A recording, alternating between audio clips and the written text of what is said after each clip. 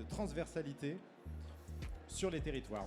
Pour cela, on a 3 intervenants que je vais vous présenter immédiatement.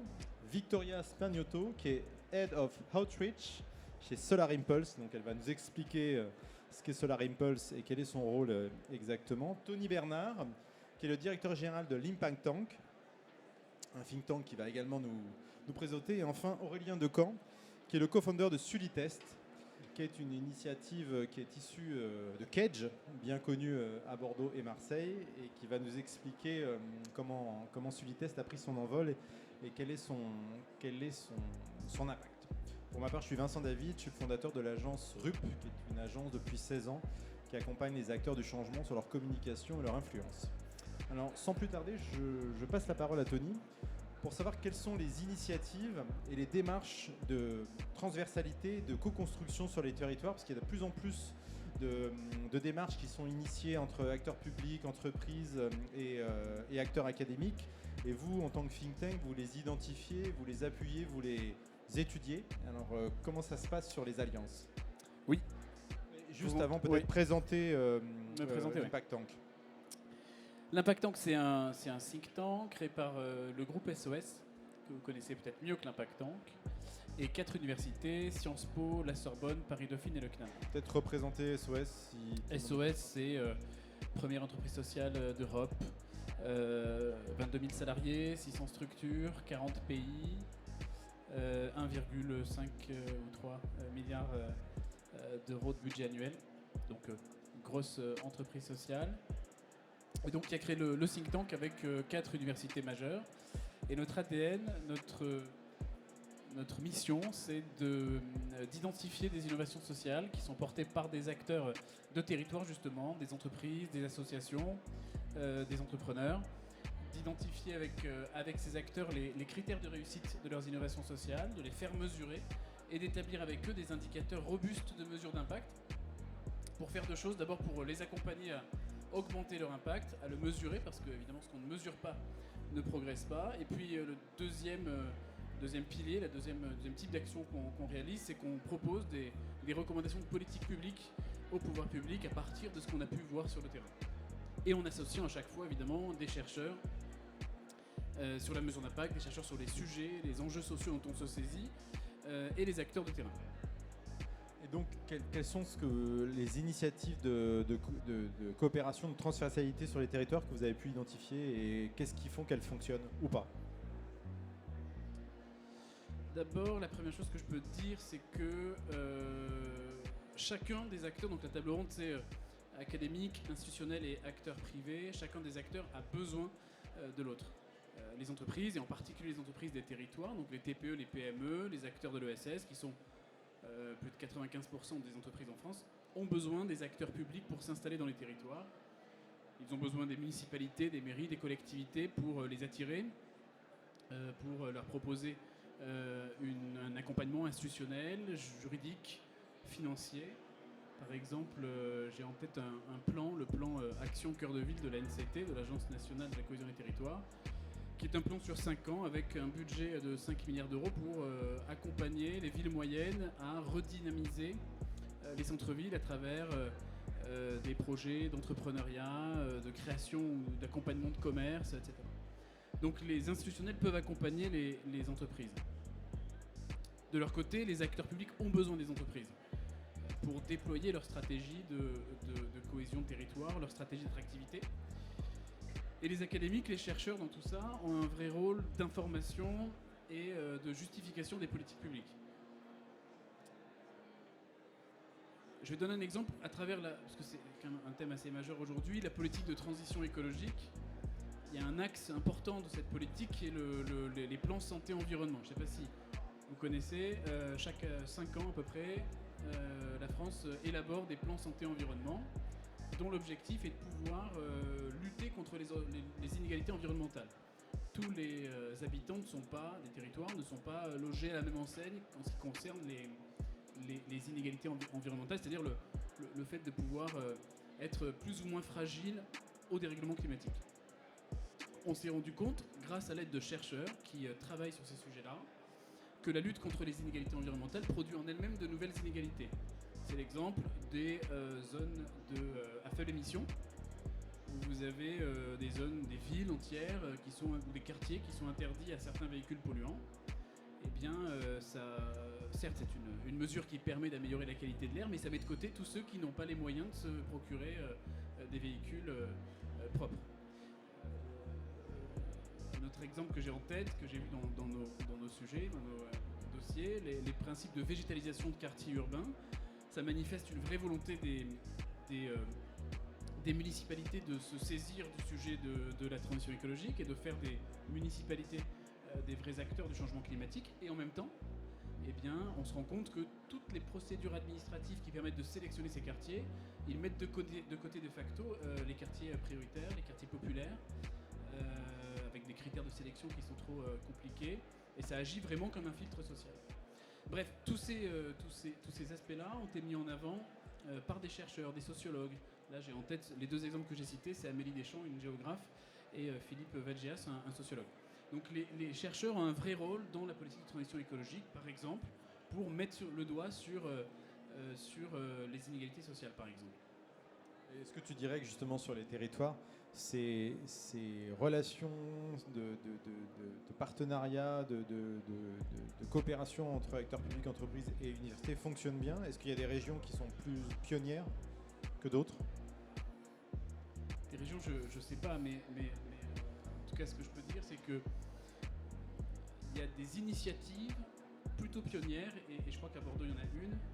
Tu m'avais donné, je ne me souviens plus du nom. Mais il y a un PTCE, le premier PTCE à Bordeaux de ICOS, qui est un écosystème sur le réemploi. Ça, c'est un exemple concret de comment est-ce que les territoires peuvent à la fois mettre autour de la table des chercheurs, des entreprises, des acteurs publics, avec un dispositif qui fonctionne. Et pourtant, que personne ne connaît. Les PTCE, c'est les pôles territoriaux de coopération économique. À peu près personne ne connaît. Je crois que même dans le TGV, pour venir ici, j'ai regardé ce que voulait dire PTCE, parce que j'oublie tous les 3 ou 4 mois ce que ça veut dire. Alors que pourtant, ça fonctionne. Et il y a plein d'études qui montrent que ça fonctionne. Ça permet de structurer des écosystèmes ESS assez puissants, ça permet de structurer des filières responsables, ça permet il y a de vraies complémentarités avec tous les autres dispositifs publics, comme c'est le cas des territoires zéro chômeur. Il y a une vraie efficacité des PTCE. Et pourtant, et on en revient en fait, et ça nous permet de faire aussi le lien avec nos études, il y a une étude qui est sortie du labo de l'ESS il y a 2 ans qui disait que 80% des PTCE disaient qu'il n'y avait pas assez d'appui de l'État pour les accompagner, bien sûr pour les aider financièrement. Ce qui montre que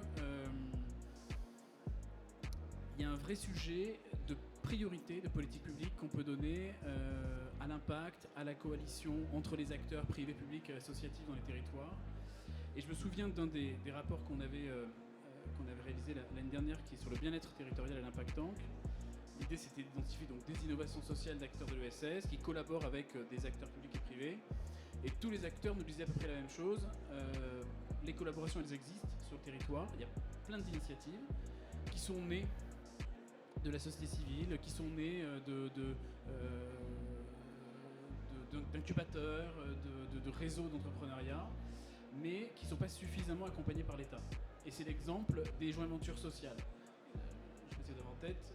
C'est des initiatives qui mettent autour de la table à la fois des grandes boîtes, des acteurs de l'ESS et des acteurs publics. Et on se rend compte qu'il n'y a pas suffisamment d'aide publique, de financement pour les impulser. Elles existent de fait. Et moi je pense qu'il faudrait, et c'est l'une des conclusions en tout cas de nos rapports, c'est qu'il faudrait créer une vraie priorité comme la French Tech. En 2014, la French Tech c'était quoi? C'était simplement une convergence des volontés. Faire de la France un leader de la tech et de l'innovation en Europe et dans le monde. Et après, les dispositifs ont suivi. Le statut de jeune entreprise innovante ou le crédit d'impôt à innovation, mais à la base, c'était de la com. C'était au sein de BPI France. Tout le monde s'est dit, on va privilégier les dossiers de start-up technologiques. Il faudrait pouvoir faire la même chose pour l'innovation sociale, créer une vraie volonté de faire de la France un leader de l'innovation sociale et de la mesure d'impact, et ensuite, les dispositifs vont suivre. Merci beaucoup, Tony.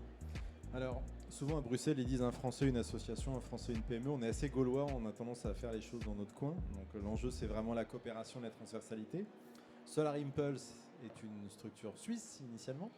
Donc on se dit, mais quel est le rapport entre Solar Impulse et les territoires? Et en fait, on se rend compte qu'il y en a un qui est très très fort et que d'ailleurs, les collectivités locales sont au cœur de votre action. Donc, si tu peux nous rappeler ce qu'est Solar Impulse et quel est l'enjeu de la collaboration entre territoires, entreprises et académiques, puisque c'est vraiment le cœur de votre action. Alors, donc bonjour à tous. Solar Impulse, vous vous souvenez, c'est un avion qui a fait le tour du monde en 2015-2016 avec des panneaux solaires au lieu d'utiliser du fuel. Et là, on se dit, effectivement, du coup, on est très loin de... C'était Bertrand Piccard qui se qui balade tourne. dans les travées, d'ailleurs.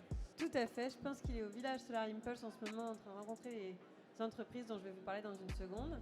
Et il fait un panel demain matin à 9h20 si vous voulez. Mais donc entre l'avion solaire et moi aujourd'hui sur cette scène, qu'est-ce qui s'est passé?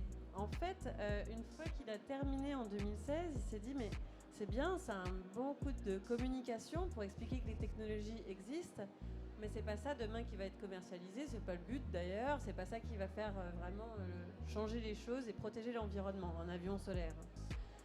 Par contre, moi, je veux porter un message, puis j'ai des portes ouvertes des gouvernements, j'ai des portes ouvertes de l'ONU, j'ai des portes ouvertes de la Commission européenne, parce que tout le monde a été impressionné par ce sensationnel, exceptionnel de l'avion solaire. Quel est le message que je veux pousser? Et le message, c'est boostons l'adoption des technologies propres ou des solutions efficientes. Je vais vous expliquer la nuance. Mais en fait, de dire les technologies existent, moi tout le monde m'a dit que l'avion, ça ne tournerait jamais autour de la Terre avec des panneaux solaires, la preuve étant que j'ai réussi à le faire, même si tout le monde me disait que c'était impossible. La vérité, les technologies sont là. C'est juste qu'il faut avoir cet esprit pionnier pour aller les adopter et vraiment avoir un impact avec ces solutions et qu'elles ne restent pas ou bien à l'état de recherche ou bien à l'état de start-up qui décolleront jamais. Donc, on a créé la fondation Solar Impulse dans laquelle je travaille. Cette fondation a pour but de booster l'adoption des clean tech et la première mission, c'était de trouver ces technologies, parce que si on veut les booster, il faut savoir où elles sont.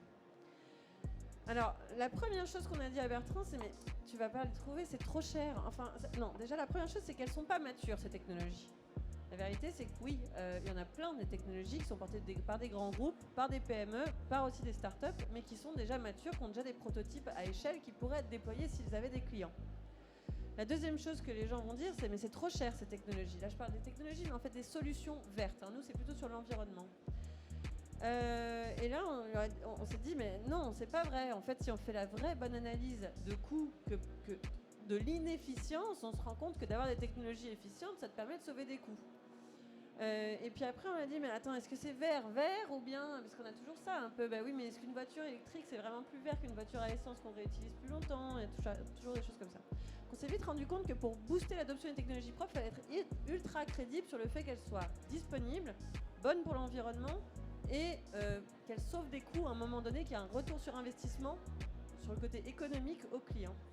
Et c'est là qu'on a donc développé ce label Efficient Solutions, donc solutions efficientes, et c'est bien important, on aime ce mot efficient, parce que on n'est pas juste sur du vert, ce qu'on dit c'est qu'elles sont logiques avant d'être écologiques. Donc c'est vraiment, et puis c'est pas non plus du techno-push pour être là et absolument faire en sorte que vous achetiez plus de solutions, c'est plutôt de remplacer l'inefficace par des choses efficaces.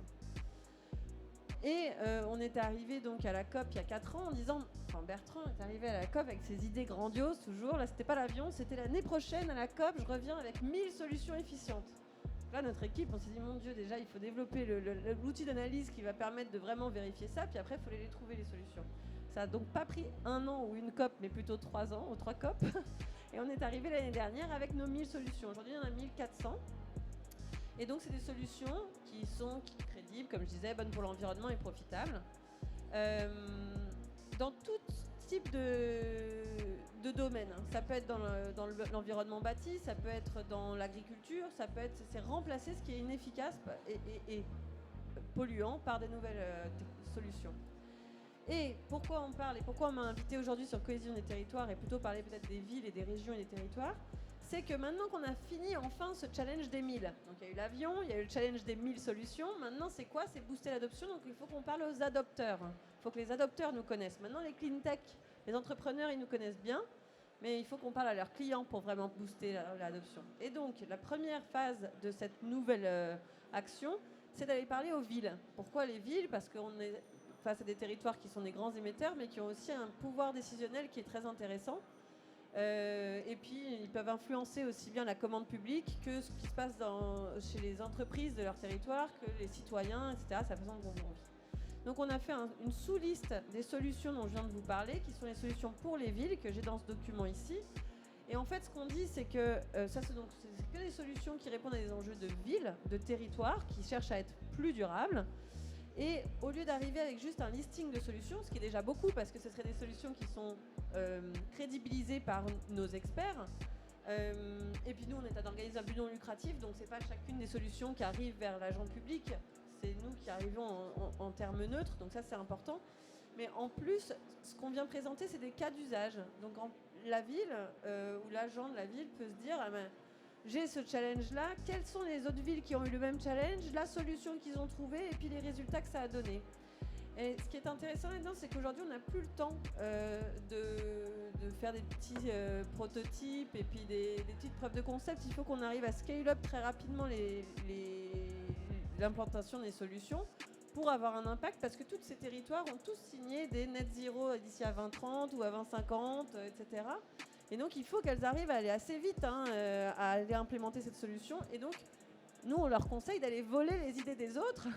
Et c'est ce qu'on leur propose ici. On a donc 200 cas de succès d'implémentation de solutions vertes avec un résultat qui est économique et écologique. Et donc, on les pousse à aller faire ça. C'est traduit en français parce que nous, on n'est pas super fort en anglais en France. Oui, alors moi, je l'ai en anglais là dans les mains, mais la version française est en ligne. Et puis, on peut l'imprimer aussi sans souci. Alors voilà pourquoi l'avion, et puis les solutions, et puis maintenant les villes. Et les universitaires, parce que vous travaillez beaucoup avec eux aussi. Oui, on est en fait toujours dans cet esprit de neutralité. Pour être capable de parler à un institutionnel, mais en présentant des solutions, il va falloir avoir un enjeu de neutralité à un moment donné. Nous, on le joue en tant que non-profit, mais en fait, c'est pas nous, équipe de 40 personnes, qui font l'assessment des solutions. On travaille avec 400 experts indépendants qui vont regarder les solutions. Donc si je prends Voltalis qui est en face, qui voudrait avoir le label Solar Impulse demain, ils vont déposer un dossier qui va arriver dans les mains de 3 experts indépendants qui sont des experts qui viennent d'institutions de recherche, enfin d'institutions de connaissances. En plus, on va s'assurer que si ça c'est une entreprise qui travaille surtout sur l'énergie, ça va être des gens plutôt en énergie, ou sinon on est plutôt en agriculture, plutôt en eau, etc. On ne peut pas être spécialiste de tout. Et donc je vais toujours avoir des experts indépendants, notamment issus du milieu de la recherche, pour faire cet assessment qui donne une crédibilité à l'entreprise derrière quand elle veut se présenter aux institutionnels. Et puis les universités sur un territoire, elles peuvent analyser les solutions issues de leur territoire aussi. Oui, tout à fait. C'est ce qu'on encourage, parce que typiquement, si moi demain la ville de Bordeaux m'appelle en me disant super ton guide, moi j'ai trouvé, il y a 3-4 solutions, je trouve ça pertinent, mais moi dans mon contexte actuel, donc moi j'ai été capable de sortir dans un enjeu d'idée, on va dire 5 solutions. On n'a pas les ressources, nous, ni la légitimité d'aller vraiment faire l'analyse d'impact plus poussée, vraiment dans un contexte donné. En revanche, des universités locales qui connaissent le territoire vont tout à fait pouvoir le faire. Et donc, utiliser les universités encore comme une partie prenante qui peut faire une analyse supplémentaire plus poussée, c'est la voie pour accélérer le fait que la ville trouve ça vraiment pertinent et puisse utiliser les technologies ou solutions. Merci beaucoup. Alors, c'est une bonne transition pour Aurélien, puisque pour que les collectivités s'emparent de ces sujets, il faut déjà qu'elles soient conscientisées, formées à tous les enjeux et les impacts du changement climatique, de la perte de biodiversité, etc. Sulitest est là pour ça, donc tu vas nous raconter comment ça s'est créé et quelle est l'action que vous avez. Est-ce qu'il y a un besoin encore de formation des élus, des PME sur les territoires ? Oui, tout à fait, merci beaucoup. Bonjour à toutes et à tous. Donc, Sulitest, on est une initiative de l'économie sociale et solidaire. On vient de l'enseignement supérieur. Moi, je suis un ancien enseignant-chercheur. J'ai été enseignant-chercheur pendant une quinzaine d'années avant de faire le grand saut, il y a 1 an et demi à peu près, de devenir entrepreneur social avec Sulitest et avec mon associé Jean-Christophe Carteron. Pour répondre à ce besoin-là, comment on s'assure que chacun a une base de connaissances commune, quelque part un langage commun qui permet d'accélérer la collaboration, d'accélérer la coopération et qui fait que qui que vous soyez, quel que soit le diplôme que vous avez, les études que vous avez faites, le métier que vous exercez aujourd'hui ou les enjeux que vous avez, Vous comprenez de quoi on parle quand on parle de développement durable et vous êtes capable de le rattacher à votre métier, à vos expertises et donc de passer plus de temps à réfléchir, à implémenter des solutions plutôt qu'à convaincre les autres qu'il y a un sujet peut-être sur le développement durable, que ce sujet est systémique. On parle de climat évidemment, mais pas que, on parle aussi d'inégalité sociale, de vulnérabilité, d'inclusion et que tout est lié.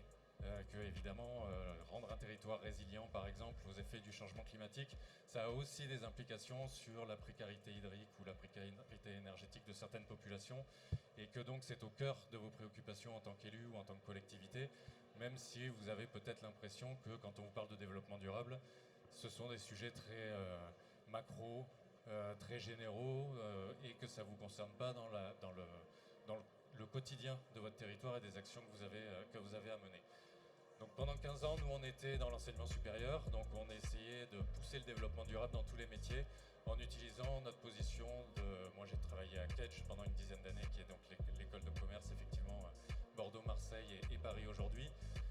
Et on a un constat qui revenait très souvent. Tout ce qui concerne le développement durable, ça repose sur des décisions humaines, en général prises dans un contexte professionnel et par des gens très souvent bien formés et compétents qui portent un diplôme de l'enseignement supérieur. Alors pas de Kedge, parce qu'évidemment chez Kedge on forme que des gens bien, mais de toutes les autres écoles, du paysage. Mais au-delà de la boutade, comment ça se fait qu'on a des gens intelligents, bien formés, compétents, qui collectivement font des choix qui nous envoient dans le mur? On a un parti pris qui est assez fort, qui est de dire la plupart de ces gens-là ne sont pas des tordus qui veulent bousiller la planète ou buter le dernier ours polaire, mais sont des gens comme vous et moi qui n'ont juste pas été suffisamment formés ou suffisamment exposés à ces enjeux-là. Donc l'idée de départ avec Sulitest, c'est de dire on peut faire tout ce qu'on veut, mettre des cours, mettre de la formation, mettre de la recherche, etc. On peut mettre tous les moyens qu'on veut. À un moment, il faut s'assurer qu'on atteint un certain standard. C'est-à-dire qu'on ne peut pas rester avec une situation où chacun met des moyens en place et on n'a pas ce standard qui dit que pour commencer à parler de développement durable, pour commencer à implémenter des solutions et à mettre ça dans son métier, il faut un langage commun. Il faut une connaissance de base. Donc nous, c'est notre métier. On développe des tests, des quiz et puis là, on a un certificat. On le dit souvent, même si la comparaison n'est pas très heureuse, on veut en faire un espèce de TOEFL du développement durable. Le truc que vous devriez absolument avoir passé dans votre vie, quel que soit votre diplôme et votre métier, pour vous assurer que vous comprenez de quoi on parle. Et dans le cadre de cette table ronde, un constat qu'on fait très souvent, c'est de se dire les acteurs du territoire, que ce soit les institutionnels, les collectivités, les entreprises, les académiques, ils ont chacun un prisme pour aborder ces questions de développement durable et ils ont souvent du mal à coopérer parce qu'on rentre dans le développement durable par son prisme, par son entrée, par sa façon de voir les choses. Nous, ce qu'on essaye de faire, c'est de construire ce dénominateur commun, cette base de connaissances communes, ce langage commun qui permet de s'assurer d'abord qu'on parle le même langage avant de commencer à sauter vers l'action, à implémenter des projets pour s'assurer qu'on partage ce langage commun et qu'on a la même base. Juste comment toi tu évalues le travail de Sulitest en tant qu'acteur de formation, vous, est-ce que ça peut vous aider dans la réalisation de vos études? On associe les acteurs de la formation dans les rapports qu'on élabore sur le sujet de la mesure d'impact.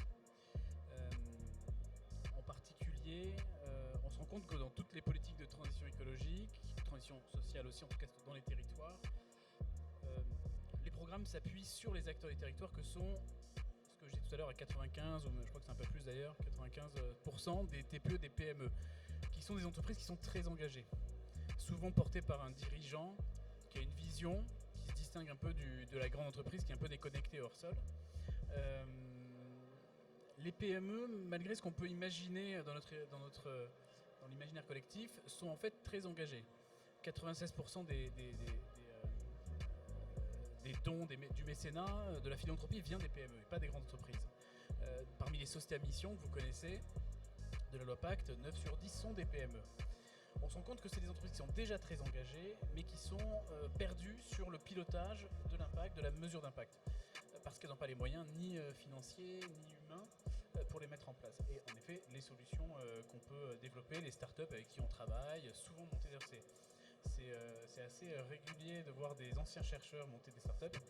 Nous, on en a plusieurs avec nous qui nous accompagnent pour avoir cette brique mesure d'impact dans le cadre de nos programmes et pour accompagner ces acteurs qui sont peu outillés sur le pilotage de parce que moi, à ma connaissance, il y a une dizaine de cabinets spécialisés sur la mesure d'impact. Il y en avait très peu auparavant, ça se multiplie, mais par rapport au nombre d'entreprises, voilà, comment les entreprises mesurent leur impact concrètement?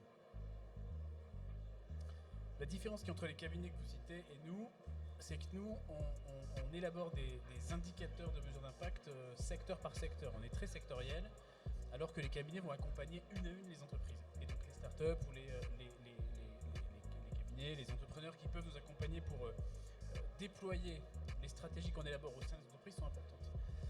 La différence qu'il y a avec nous, c'est que nous, on élabore des indicateurs qui sont enjeu social par enjeu social, pour certes que les entreprises du secteur puissent avoir des indicateurs sur lesquels dont ils peuvent se saisir, mais aussi en plus de cela, on fait des recommandations de politique publique et donc on embarque avec nous les entreprises pour faire des recommandations au secteur, au pouvoir public, pour renouveler les politiques publiques du secteur. Merci beaucoup. Avec Solar Impulse, quel lien vous avez avec les fédérations d'industrie comme PEC France? Comment vous travaillez On les a beaucoup utilisés au départ dans la recherche des solutions sur les différents territoires, en France, mais pas que, parce que c'était pas une équipe de 6 scouters, aussi forts qu'ils soient à Lausanne, qui allait trouver les 1000 solutions efficientes qui protègent l'environnement de manière rentable dans le monde entier. Donc, ce qu'on a fait, c'est qu'on a signé des accords de collaboration avec des regroupements de technologies propres ou de solutions efficientes à travers le monde. On a près de 150 organisations qui sont souvent d'ailleurs vous avez cité le PEX, mais PEX ça va être vraiment très entreprise. Mais en fait, souvent, on va retrouver des organisations qui sont à triple hélice, donc vraiment gouvernement, académie et entreprise, parce qu'ils ont bien compris que pour développer on a tous ces regroupements-là, et nous qui sommes un peu l'ombrelle internationale, on a tous le but de booster l'adoption. Et pour booster l'adoption de ces solutions, il faut les politiques publiques qui soient capables d'avoir un cadre réglementaire et fiscal qui soit attractif pour ces solutions, qu'elles se développent, ou pour ceux qui doivent les adopter un peu plus contraignants. Les universités qui sont là pour amener de la recherche aussi, mais comme par exemple, je le disais tout à l'heure, être un intermédiaire, et puis les entreprises qui développent et qui s'assurent que les solutions qui ont un impact sont vraiment adoptées pour que vraiment il y ait des réductions, par exemple de GES ou de la protection de la biodiversité, etc. Tout ça pour dire que ce sont des organisations triple X qu'on retrouve au Canada, aux US, en Afrique du Sud, en France, en Europe, il y en a beaucoup et donc nous on les a beaucoup utilisés pour leur dire ah mais vous êtes Ecotech Québec ou bien Green Cape ou bien Green Tech Austria, ils ont tous leur réseau là, donc PEX c'est celui qui est en France, qui est un réseau de pôles de compétitivité français pour l'innovation verte. Mais on a travaillé nous avec eux pour qu'ils nous fassent remonter les solutions qui sont là. Et maintenant, on travaille avec eux dans un autre domaine. Donc là, on avait beaucoup travaillé avec leur hélice entreprise. Mais maintenant qu'on pousse le lien avec les villes, mais comme je vous disais, ils sont souvent en lien eux aussi avec leurs territoires locaux et les villes locales. Et donc pour tout ce qui va être réglementation, il y a deux choses. Ou bien pour pousser l'adoption, donc vraiment au niveau du procurement et de la commande publique, qui sachent qu'il y a des solutions qui existent, mais aussi juste pour changer ou faire adapter le cadre. Alors on va travailler aussi avec eux de nouveau maintenant, mais dans la nouvelle phase de notre action, pour faire du lobbying vert, si je puis dire, et faire changer les choses pour que ça aille plus vite.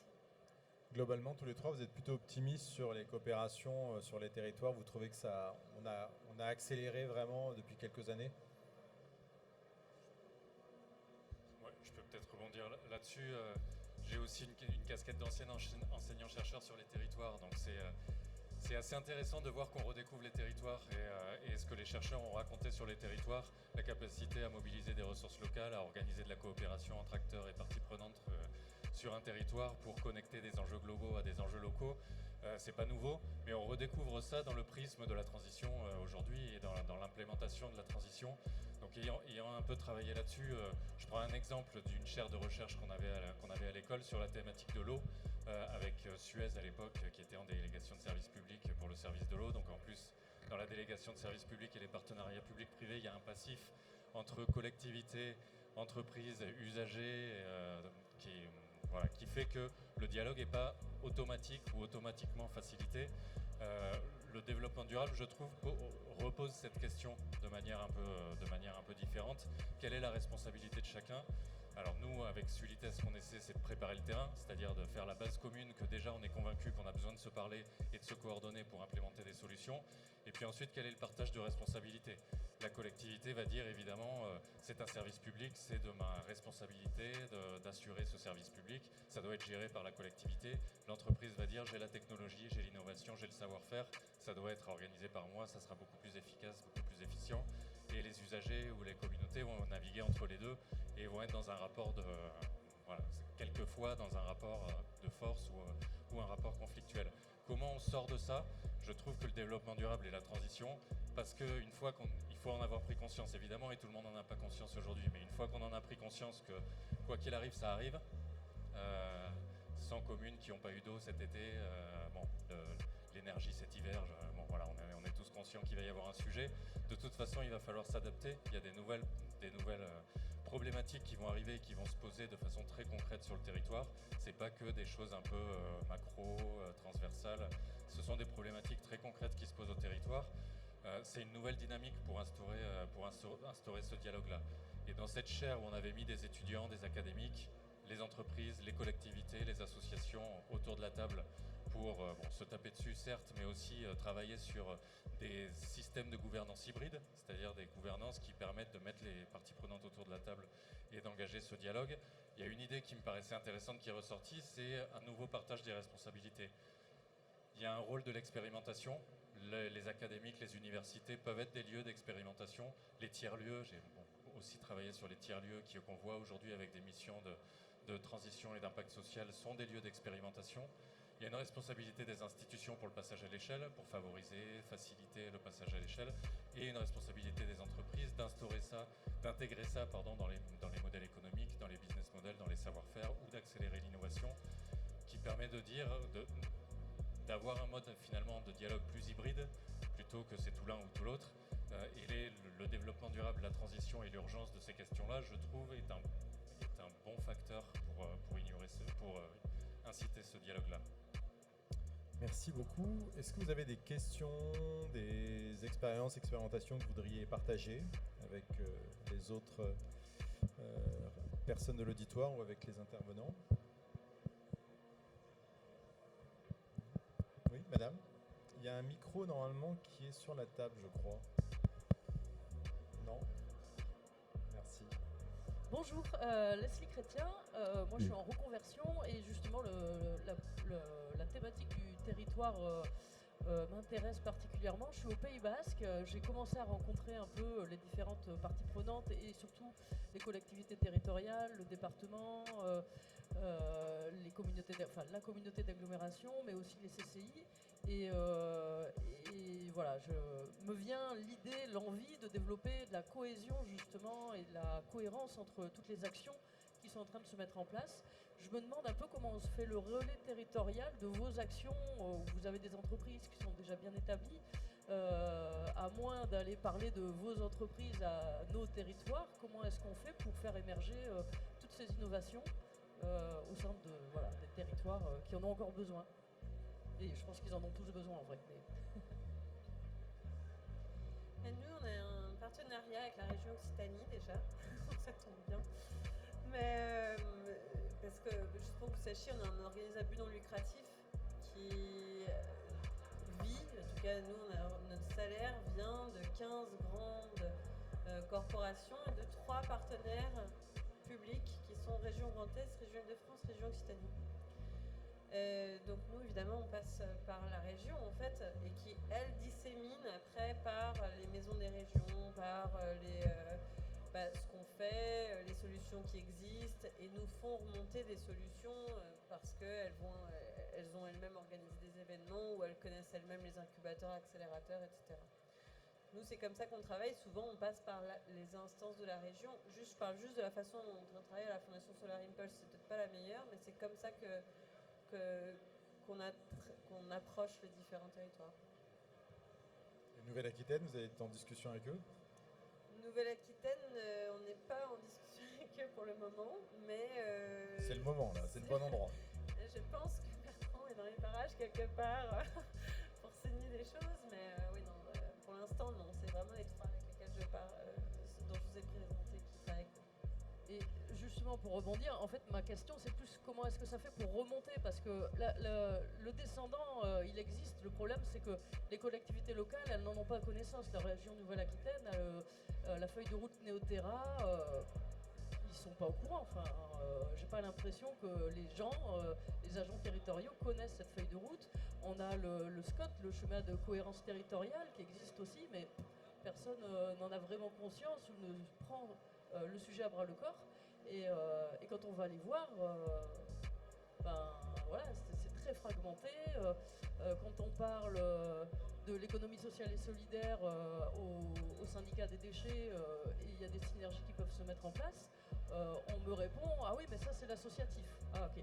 Alors quand on parlait avec la CCI, on me dit « Ah oui, mais alors ça c'est du politique ». Et comment on fait pour faire bouger toutes ces synergies ensemble là? Vraiment, c'est le montant en fait que je trouve plus compliqué à mettre en place. Et il n'y a pas, là où vous êtes, justement, je parlais des modèles triple hélice, souvent ce sont des organismes non lucratifs locaux qui ont pour but d'avoir dans leur, par exemple, board de direction, mais même si c'est des non-profits, mais des sièges pour les trois types d'entités. Et en général, les membres sont ceux qui innovent dans, là mon thème à moi c'est les technologies vertes, mais ça peut être l'impact social, ça peut être autre chose. Les pôles de compétitivité, c'est aussi un peu leur rôle.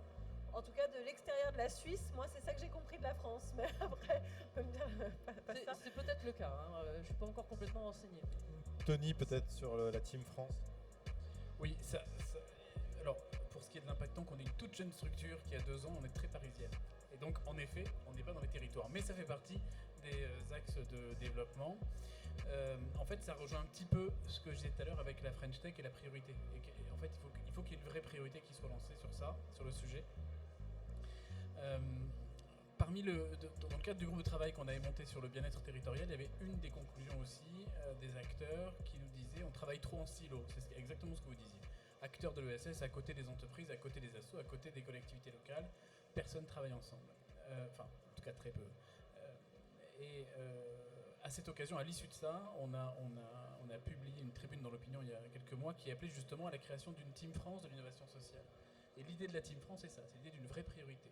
Mettons ensemble acteurs privés, investisseurs, sortons des frontières qui séparent les acteurs de l'ESS et des entreprises classiques et travaillons ensemble sous la forme d'une priorité de politique économique pour aller adresser tous les grands enjeux des territoires pour être plus fort parce qu'il y a plein de partenariats, d'open innovation, il y a plein de partenariats entre grandes boîtes et start-up, entre grandes boîtes et assos, etc. Donc l'idée, je pense, voilà, de priorité, de Team France, pourquoi pas de labellisation de territoire, il y a un vrai sujet de travailler ensemble. Il y a une initiative là qui se lance qui s'appelle, donc vous connaissez les entreprises à mission, et maintenant il y a les territoires à mission. C'est initié plutôt du côté de la région de Tours, et je pense que ça a vocation à généraliser. Oui, peut-être rapidement pour rebondir également. Moi, j'ai deux points, ou 2 messages en tout cas. Le premier, c'est formez-vous, et pas vous, mais au sens large.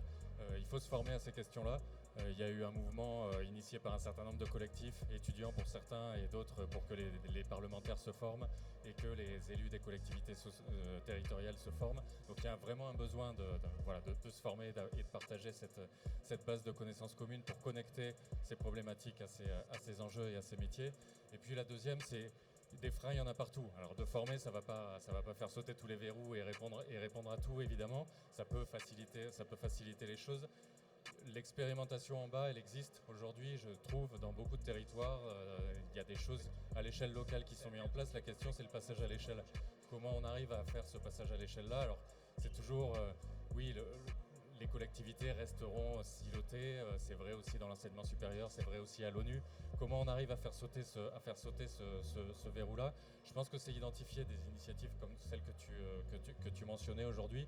On a moins besoin de trouver de nouvelles idées. Aujourd'hui, on les a, les idées, elles existent, elles sont en bas. Elles sont en bas que de trouver le passage à l'échelle, le mécanisme qui va permettre ce passage à l'échelle-là.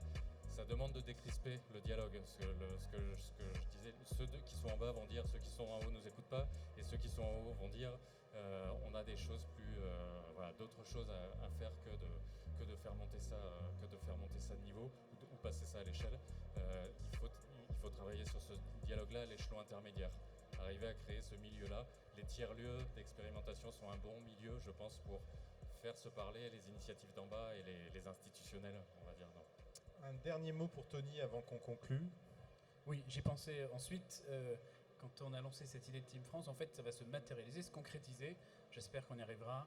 Le mois prochain, on lance un groupe de travail sur l'engagement des entreprises dans les territoires, et il y aura à la fois le MEDEF, le mouvement Impact France, encore une fois pour casser les barrières entre l'économie sociale et l'économie classique. Pas mal d'entreprises, des assos, des collectivités territoriales, et dont l'idée c'est véritablement de créer des liens avec les territoires et de créer des liens entre chercheurs, académiques et pouvoirs publics. Eh ben, c'est plein d'espoir. Merci à tous les trois, merci pour votre écoute et votre participation, et puis bon salon.